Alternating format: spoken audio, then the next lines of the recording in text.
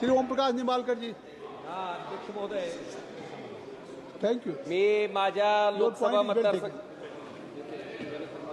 Mic mic mic mic अध्यक्ष महोदय, you start, आप बोलना शुरू करिए. हाँ. आपका माइक आ जाए.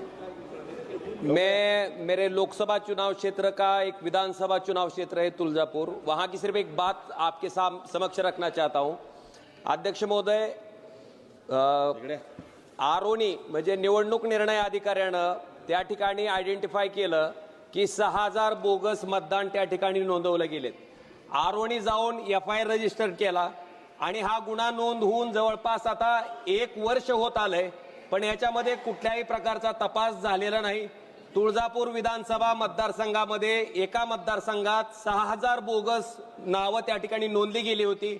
ज्या मोबाईलवरनं OTP पाठवले होते ते पोलिसांकडे आहेत.